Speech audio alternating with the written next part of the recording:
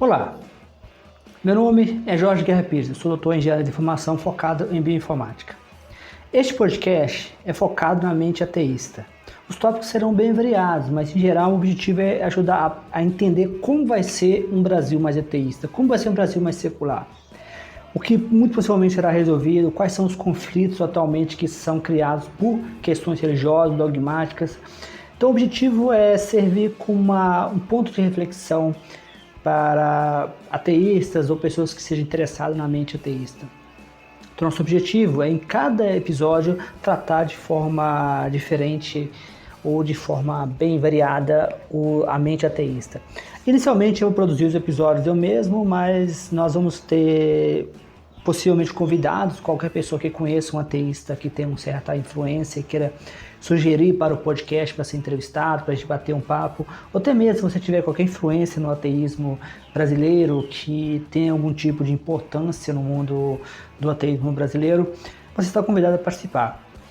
Eu sou autor de vários livros e os meus últimos livros têm sido focados em ateísmo. Eu sugiro eu peço gentilmente que conheça os meus livros na Amazon, no Google Books e também conheça meu canal do YouTube, onde esse podcast vai estar disponível com episódios extras e também será disponível, todos os episódios do podcast estão disponíveis no YouTube com a adição de mais episódios. Então se inscreva no meu canal do YouTube e deixa seu like, suas estrelas, dependendo de qual plataforma você estiver usando. Então, bom aprendizado. Já parou para pensar como algumas histórias, mesmo as super conhecidas, parecem mudar com o tempo, sabe? Como se tivessem vida própria, evoluindo mesmo. Sim, é fascinante observar isso. Personagens que a gente acha que conhece, mas a versão deles muda. Pois é. E hoje a gente vai mergulhar numa ideia bem interessante. Como a figura de Jesus, dentro da própria Bíblia, pode ter passado por um tipo de evolução. Começando talvez mais humana e ficando mais divina. Exato. A ideia é usar a evolução, mas como uma analogia, né? Para entender essa possível transformação na narrativa. Isso. E a gente está se baseando em algumas análises críticas, tipo as que foram feitas no Gibíblia, que olham para os textos com essa lente mais questionadora. É uma forma de ler os textos observando como eles se desenvolvem cronologicamente, sabe? Quase como espécies se adaptando ao ambiente. Ok, então, vamos tentar destrinchar isso aí. Começando pelos evangelhos pela ordem que eles provavelmente foram escritos, né? Marcos primeiro. Isso, Marcos é considerado o mais antigo. E ali a figura de Jesus parece talvez um pouco mais sóbria, menos explicitamente divina se comparado aos outros que vieram depois. E tem aquela história do final de Marcos, né? Que talvez não fosse o original. Sim, muitos estudiosos apontam que o final original, lá em Marcos 16:8, terminava de forma meio abrupta, sem as aparições depois da ressurreição que a gente conhece hoje. Essas teriam sido adicionadas bem depois. O que já sugere uma ênfase diferente no início, talvez. Pode ser.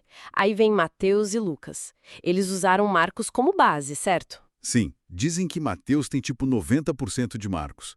Mas eles não só copiam, né? De jeito nenhum. Eles pegam Marcos e expandem.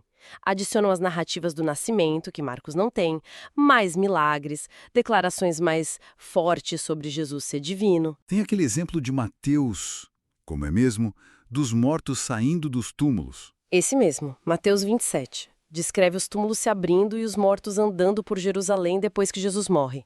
É um evento gigantesco, né? E não tem registro disso em outro lugar. Uau!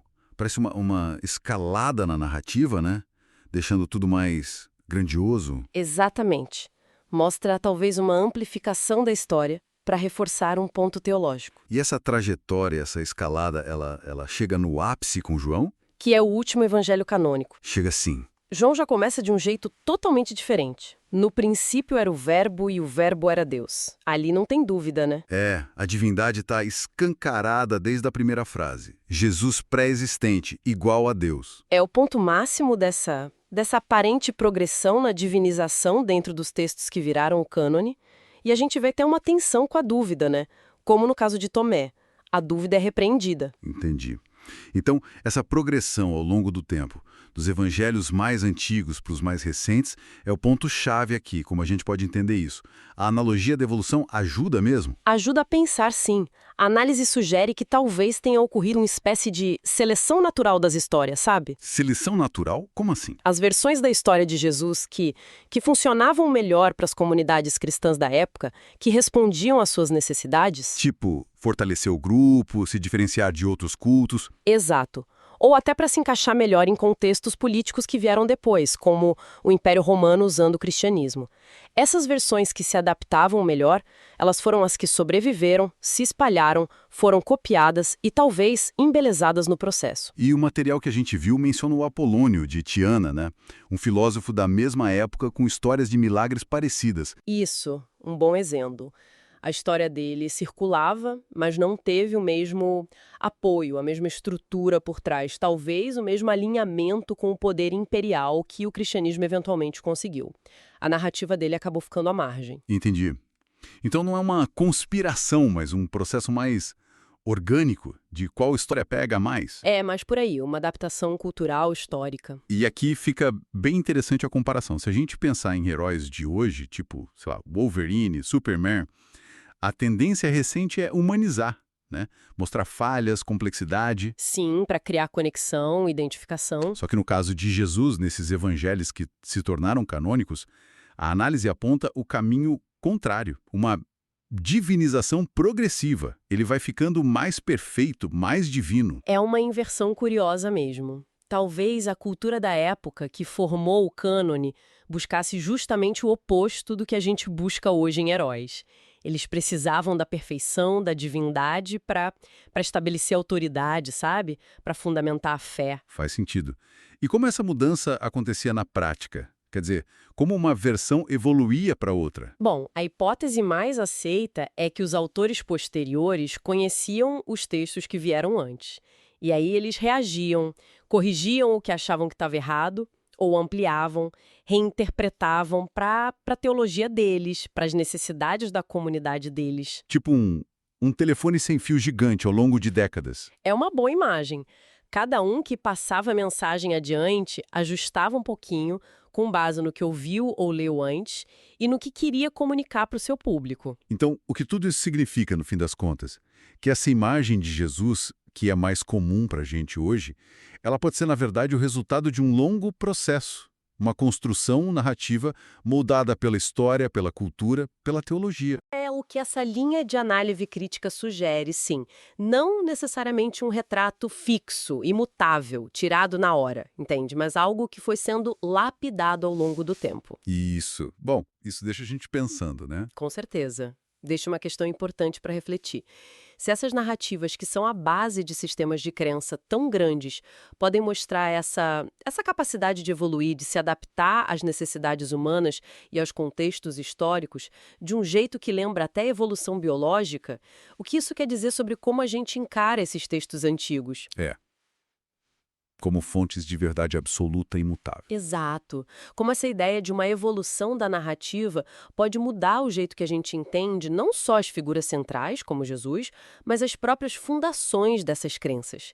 Fica aí a reflexão. Olá, você acabou de assistir, de ouvir mais um episódio do meu podcast Mente Ateísta. Nesse episódio, eu espero que você tenha aprendido bastante. Eu gosto sempre de lembrar que os meus livros estão todos disponíveis na Amazon, no Google Play e em várias plataformas. Eu também gosto de lembrar também que esse podcast está disponível no YouTube, para quem prefere o YouTube. E o YouTube permite que eu poste episódios extras. Então, você pode acompanhar o meu podcast Mente Ateísta no YouTube, onde você poderá encontrar todos os episódios arquivados por um período de mais de 3 meses. Também poderá acompanhar episódios extras. Então, sugiro que você compartilhe com amigos, com ateístas ou com pessoas que se interessam pela causa ateísta no Brasil.